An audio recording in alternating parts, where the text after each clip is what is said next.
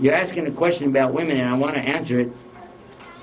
In Surah Al-Ahzab, chapter 33, verse 50, you said 58, it's not, it's verse 59. But anyway, that's okay. It says, Ya ayyuhan nabi, which means, oh my nabi or my prophet, tell your azwajika, which is your wives, wa binatika, which is your daughters, and the believing women. You didn't put that in here, but it was to all the women. This is not just to his wife, and it's not just to his daughter. This is to all the believing women, that they have to cover themselves. They have to totally cover themselves with abaya when they go out. Now there's different words that Allah used in Qur'an. The other word that he used in Surah An-Nur was the word khimar, and the khimar used to be worn in the back of the head. They knew what that was because a lot of women wore it, just wore it. That was a custom. And he ordered them to draw it down or drop it over their juyubihina, which is the chest area where the cleavage is, and they have to bring it down over. And that's exactly why so many of the women of the time, from the Meccan women, covered their faces as well, because it was just real easy. Drop that down, cover it all up, and they called them black crows, because you couldn't tell anything except that it was black wherever they went. So as far as being annoyed, it means so that women will not be annoyed by what? By men staring at them. You may not be aware of this, but I think many of you are. There's something in Islam called the evil eye. The ayn is something very serious. Nobody wants it. We seek protection from it in the Qur'an. Allah warns us about it, and how we seek protection. We ask Allah for protection from these things in the last two surahs. You should recite them every night. Ladies, men, both of you, you should recite this, because it is protection. This is very good. The Prophet ﷺ, when it was revealed, he never left off doing that. So we should do the same. Now, when a woman is going around without being properly covered, there are men, non-Muslim and Muslim, and we're just saying men in general, who will look at you with the evil eye, because they say, hey baby, hey what's up, hey.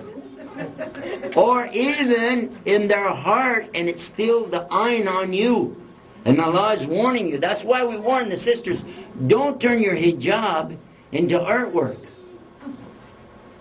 Don't turn your hijab into an attraction, because that was the whole idea to start with, that you're not trying to cause people to stare at you. And you go out here and you've got, I'm sorry to mention, but some of our sisters, they got signboards with messages about Allah, about Islam, across their chest, across their back. They're walking around with they think they're wearing hijab, they got a scarf on and blue jeans. But men are looking at you, and Allah is telling you how to avoid this kind of annoyance. It doesn't mean that, because I know what some sisters' argument is. You know what they told me? Well, if I wear hijab, I'm calling attention to myself. If I'm here with the non-Muslim ladies, I could just dress like they do and nobody notices me. That isn't what Allah said. Don't let the sisters come to you and twist that. You sisters all wearing hijab, you know. But these other sisters, when they come with that stuff, don't let them pull that on you, because that's not what Allah said, and you know that's not the meaning. It's a big test. I don't want to be a woman. Alhamdulillah, I'm a man. I don't want the test of a woman. It's too hard. I couldn't do it. I don't know how women can do it. I told my wife many times, hijab, I told her, we were riding down the road. My wife does all the driving, by the way. They don't let me drive. If you ever rode with me, you'd know why. I have two gears, fast and faster. And I don't need a brake, because I'll hit something eventually. So they don't let me drive. So here's my wife driving. She would know. You can imagine this. She did it in Saudi Arabia, by the way, in Mecca, which they don't allow that. She said, but I just want to show them that's not Islam. So it was a brother Suburban. She put her gear, drove off, and he's standing there going, huh! But we were riding one night. It was so hot. We don't have air conditioning in the car, alhamdulillah. But it's so hot, and it's at night. And I told her, I said, you know, you can take that face cover off. Nobody can see you on the freeway. She said, no, I'm not going to do it.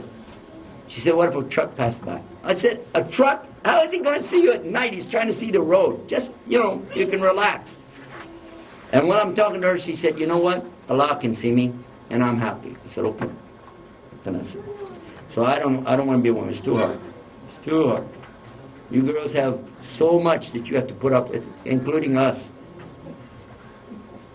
Can girls pierce their ears? I guess so. I don't know. Good question. I don't want to ask the question. Sometimes, by the way, there's some questions I don't want to ask. You know why? Because I don't want to know the answer. Especially if I eat something I really like it. Somebody say, wait a minute, is that haram? Don't ask till I'm done. I don't want to